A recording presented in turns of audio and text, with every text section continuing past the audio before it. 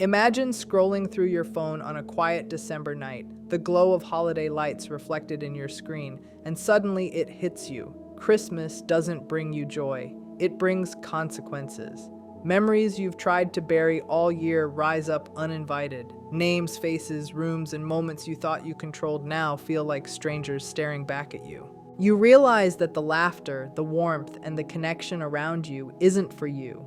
It's proof of what you've lost, what you never built, and the emotional influence that has quietly slipped through your fingers. The holidays are supposed to be about celebration, togetherness, and joy, but for some, they become a mirror that exposes emptiness, failure, and the stark truth of who they really are. If you've ever felt that hollow ache while everyone else seemed to thrive, stay with me. In the next few minutes, we're going to explore why the holiday season doesn't just highlight joy, it amplifies the contrasts in people's lives, the hidden cracks behind every smile, and the emotional currency some can never earn. There's a person out there right now, staring at their phone in the dim glow of a screen, and realizing that Christmas doesn't bring them joy the way it brings everyone else joy. Instead, it brings consequences, a sudden confrontation with feelings they've spent the year pretending didn't exist. Memories and regrets bubble up, uninvited. They remember moments lost, chances they let slip, and the times they gave away control only to watch it disappear. If you're listening and a name just hit your mind, stay with me. Press that like button so this message finds someone who needs to know they are not alone. Keep watching because the next 60 seconds will transform how you perceive every holiday from now on. Holidays have this uncanny way of amplifying contrast, creating a world where emotional currency suddenly matters more than anything else. On most days, the flaws and cracks of certain people can remain hidden, buried under routines, distractions, or carefully performed personas. But during Christmas, there's no hiding. The holiday exposes the truth about who can give, who can receive, and who merely consumes without offering. It's in these moments that the narcissist's internal deficit becomes painfully visible, not just to the people around them, but to themselves. Where before they could blend in, now they stand out against a backdrop of genuine connection, warmth, and belonging that they cannot create on their own. On a regular day, they mask emptiness with distractions, manipulations, and theatrics, performing confidence and control as though it were armor.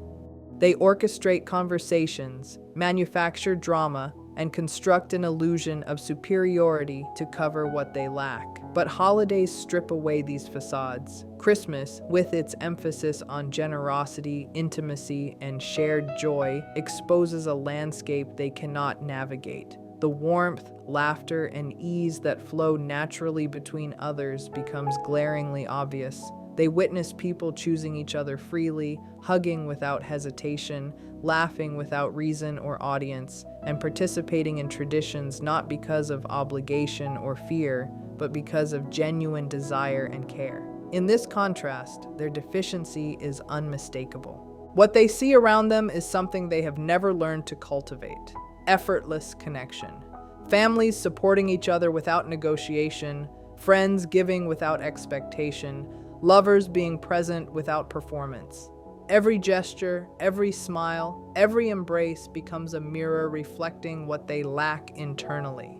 They feel the weight of their own inability to belong, to give, to receive love without calculation. And in that reflection, there is a subtle, almost unbearable awareness. The world operates on emotional currency they cannot produce alone. They are exposed not through malice, but simply because the holiday removes the distractions they usually hide behind. They are alone in a crowd that celebrates togetherness. This contrast is more than a simple observation. It is a revelation. The holiday does not create the deficit, it simply illuminates it, bringing into focus what has always been missing. And for the person who recognizes themselves in this story, or for those observing it in someone else, it is an invitation to notice, reflect, and respond. Connection is not a transaction.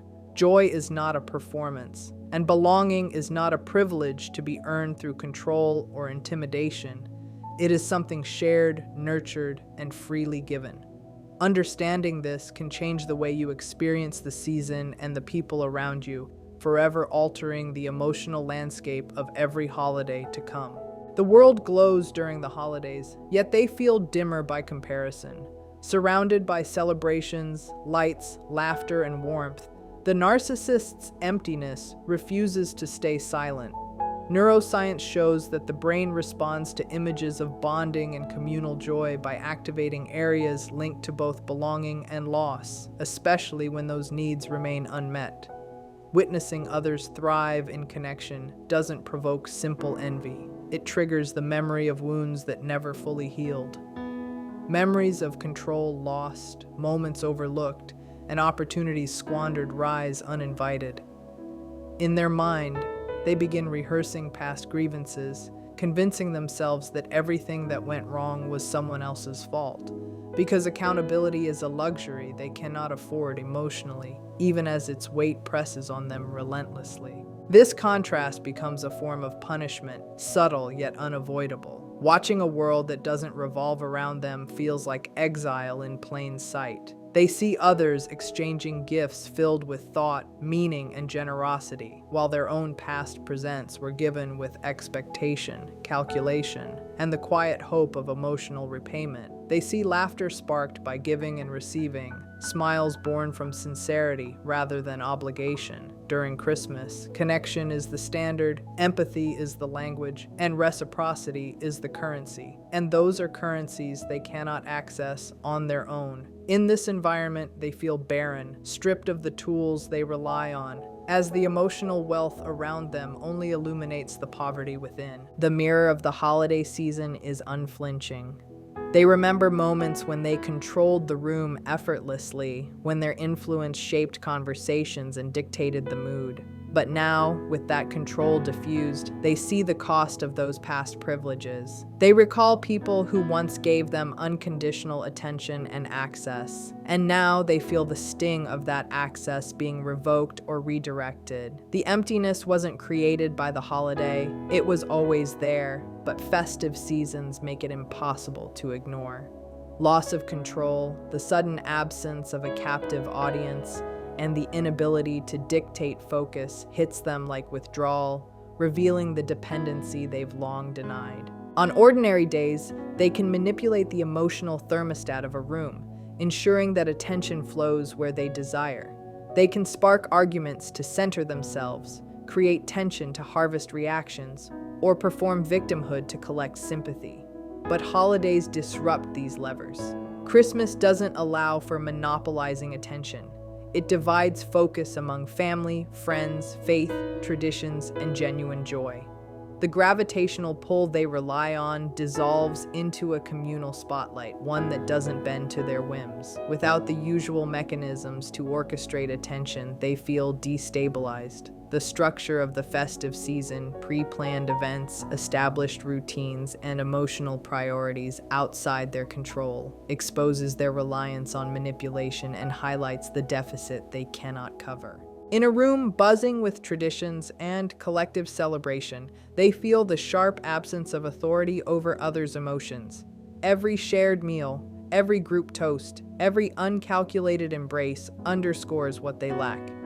Where before they could engineer the environment, they now observe a space where people give freely, laugh authentically, and connect without coercion. Their usual methods of emotional leverage fail. The predictable cycle of tension and reward is broken. The communal nature of Christmas, with its established norms, shared rituals, and selfless exchanges, erodes their capacity to dominate.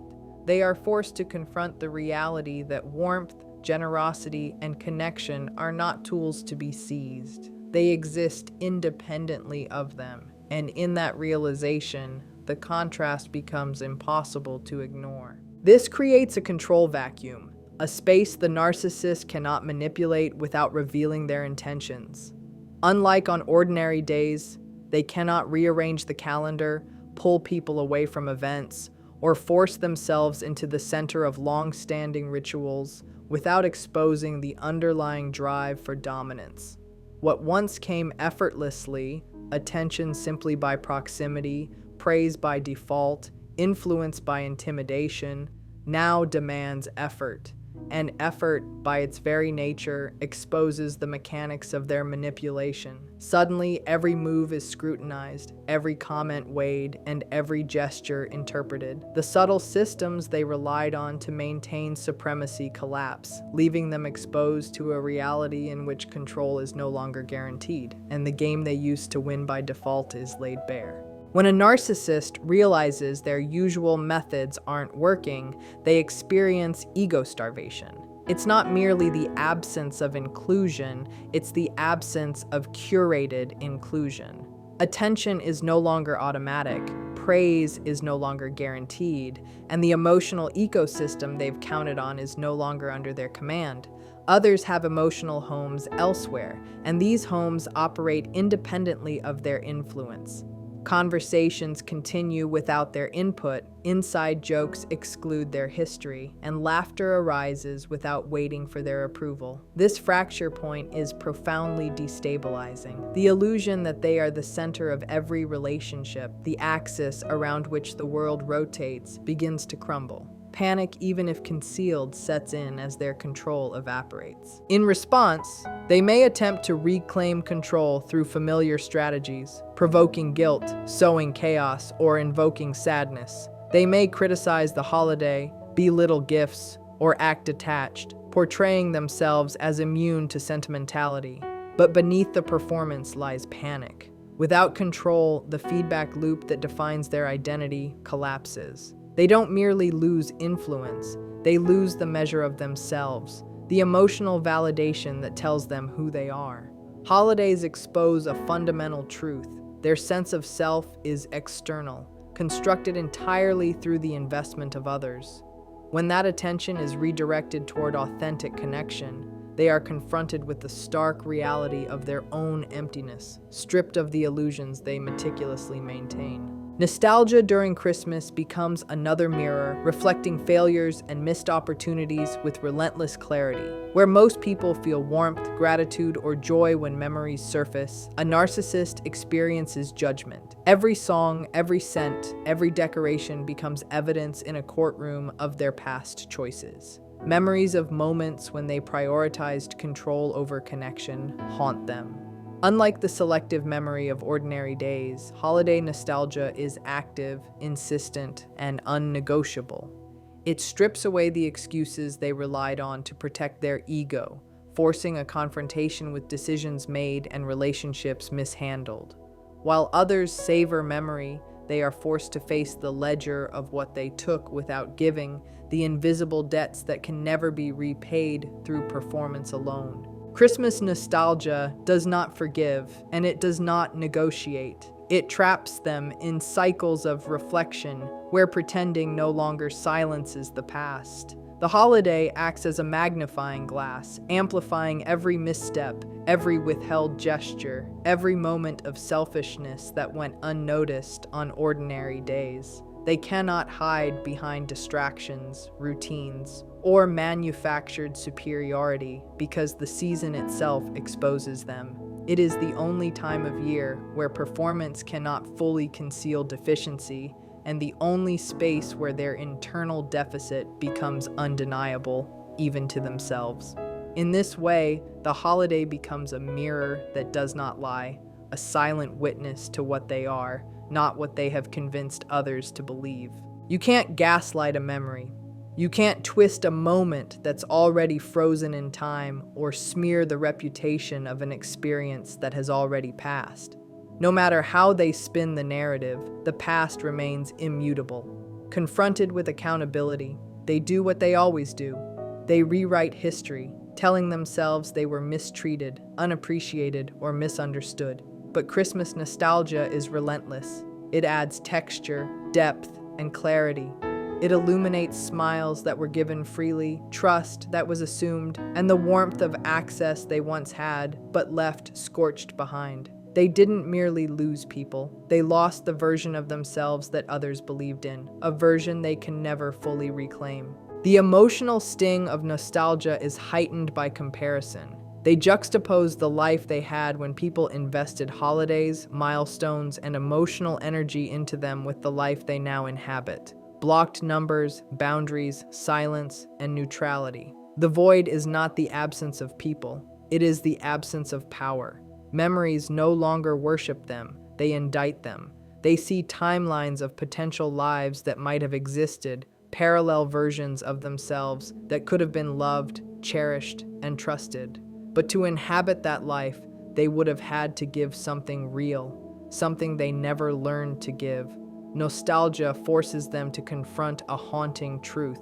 It isn't ghosts that linger, but the version of themselves they sold to the world. Christmas routines magnify what they lack. The season thrives on cycles of giving, receiving, acknowledging, and valuing one another.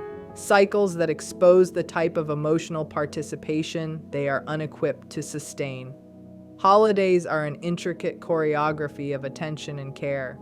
People rotate focus, share space, celebrate each other's achievements, and pass the spotlight seamlessly around the room. To a narcissist, this choreography feels foreign. They don't know how to contribute without calculation, how to give without expecting a return, or how to celebrate someone else without feeling diminished.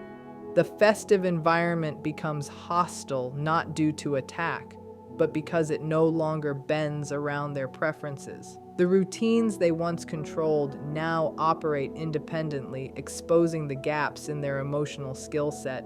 Reciprocity, the invisible engine of the holidays, underscores the contrast. Someone cooked, so you help decorate.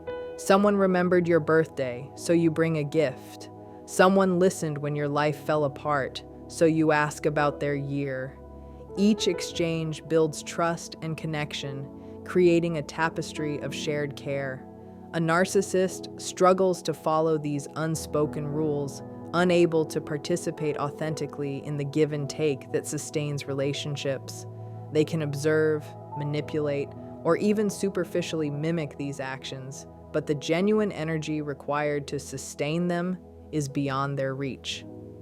Christmas highlights every missed beat, every misstep, and every lesson they never learned about connection, generosity, and emotional reciprocity. These exchanges act as emotional receipts, proof that care and investment actually occurred.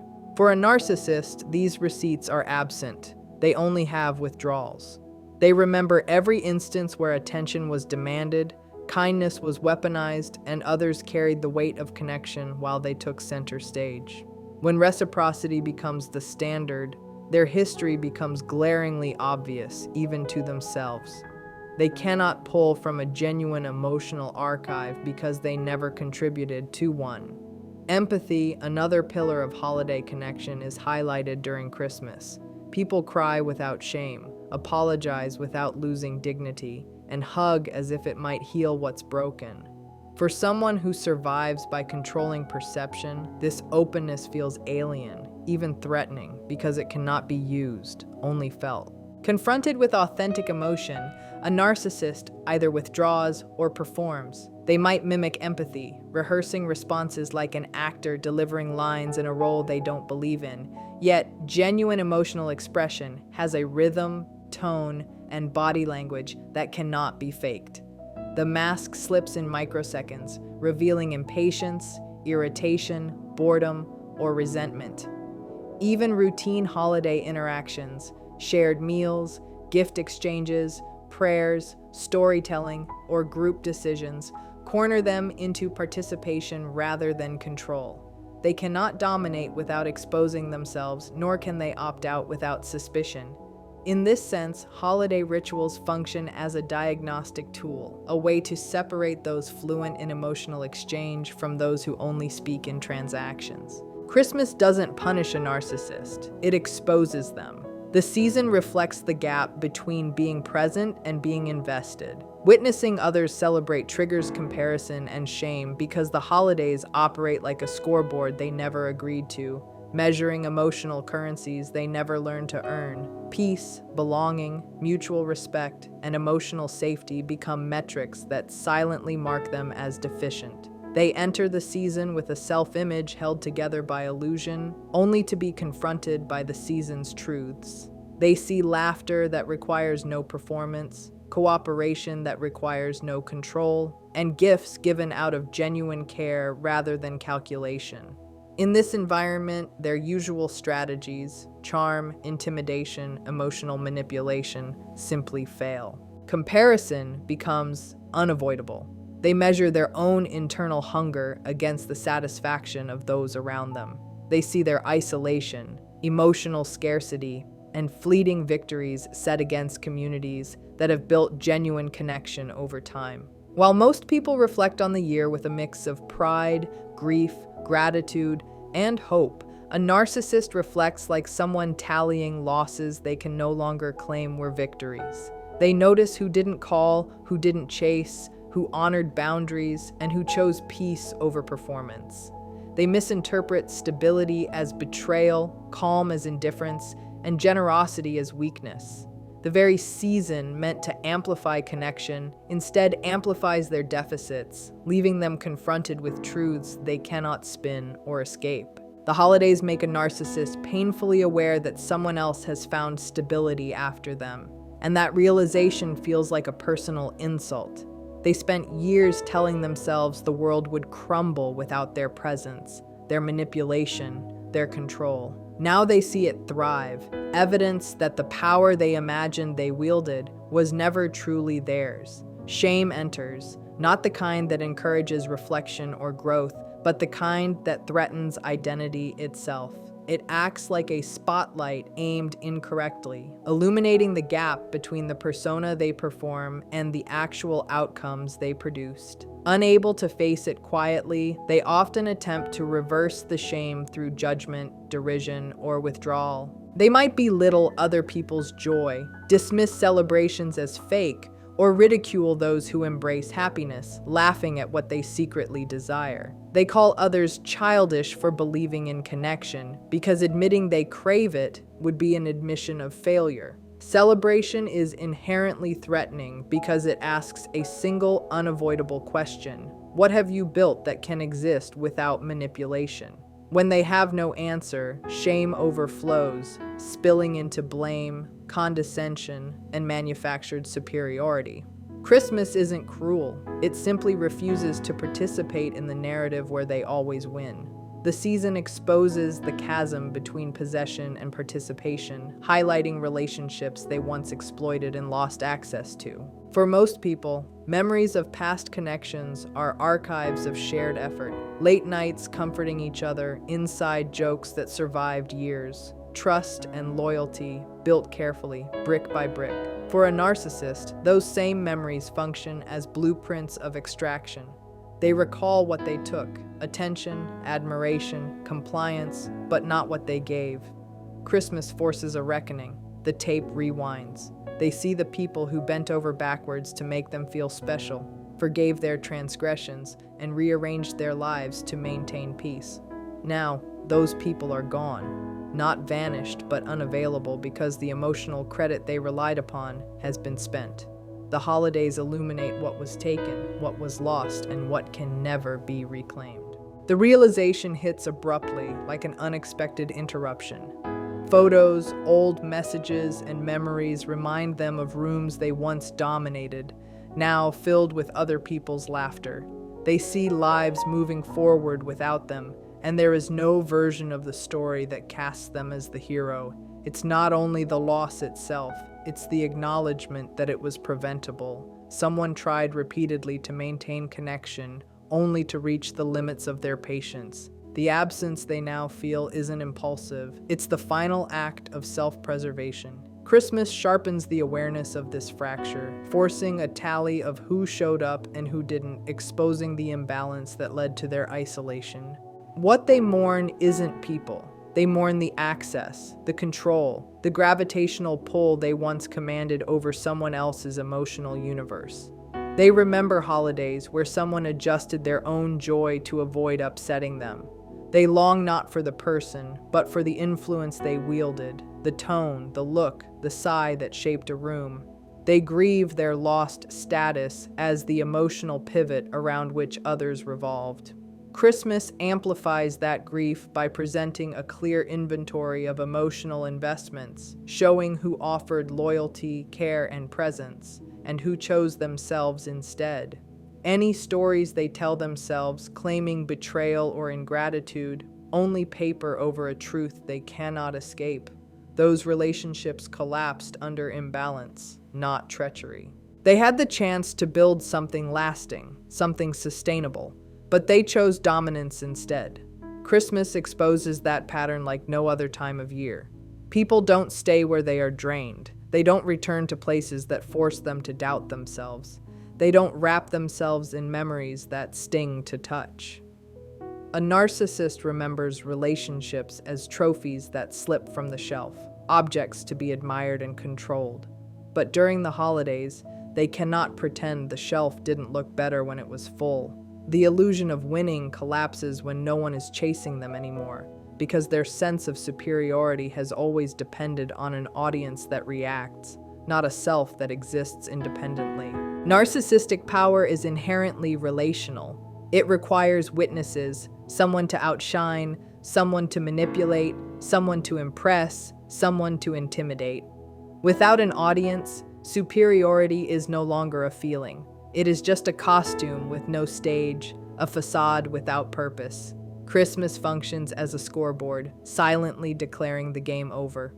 Those they once pushed to the edge are no longer waiting. They are living, healing, and thriving.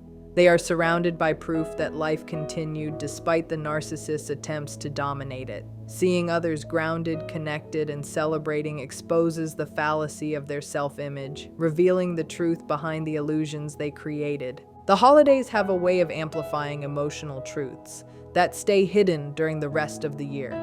For most people, Christmas brings warmth, connection, and the reassurance that relationships built over time are still intact. Laughter, shared meals, gifts, and traditions reinforce bonds that might otherwise go unnoticed. But for a narcissist, the holiday season exposes a glaring contrast between what they imagine their influence to be and what actually exists. Their power is relational, dependent on the responses, attention, and admiration of others. When that feedback loop is disrupted, when the audience is no longer centered around them, they are confronted with an emptiness that no performance can fill. Memories, which often provide comfort and nostalgia for most, become a form of accountability for someone who has spent years prioritizing dominance over reciprocity. Each photograph, each message, each recollection of a shared experience serves as evidence of what they failed to contribute. While others reminisce with warmth and gratitude, they are forced to confront the emotional debts they accumulated without paying back. Every instance where someone forgave them, bent over backward to maintain connection, or invested energy into sustaining a relationship becomes a reminder of the access and control they lost. Nostalgia is not a gentle reflection for them. It is an unrelenting mirror of their failures. During the holidays, emotional currency is heightened. Small gestures that might seem insignificant on ordinary days, helping with decorations, giving a gift, sharing a story, become magnified indicators of care and investment. For someone who relies on manipulation to maintain influence, these natural exchanges are impossible to replicate authentically. They cannot participate in the rhythm of giving and receiving without calculating a return. They cannot celebrate someone else's joy without interpreting it as a loss to themselves. The patterns of empathy, reciprocity, and shared vulnerability that define the season are fundamentally incompatible with their approach to relationships, leaving them feeling isolated and inadequate in a world that thrives on genuine connection. The realization that people can move forward without them is particularly jarring. They might have believed the world would crumble without their presence, that their manipulation and dominance were indispensable, but the holidays expose that this belief is illusory. Those they once sought to control have healed, built stability, and created lives independent of their influence. The pride, warmth, and connection they witness among others act as a scoreboard. measuring the impact they never truly had and the damage they caused along the way. They are confronted not only with loss, but with the understanding that the loss was preventable, that the people around them did their best until they could not maintain access any longer. Shame becomes unavoidable because it is no longer possible to hide behind performance or distraction. They might attempt to reverse it by belittling others, criticizing traditions, or mocking displays of joy, but underneath the facade is panic. They cannot control the room, dictate the attention, or orchestrate reactions. Their self-image, held together by illusion and manipulation, is stripped bare. The holidays force an inventory of access, influence, and emotional investment, showing what was taken, what was lost, and what cannot be reclaimed. In a season that values presence, reciprocity, and care, they are left with nothing but reflection, contrast, and the stark recognition of the relational deficit they cannot resolve.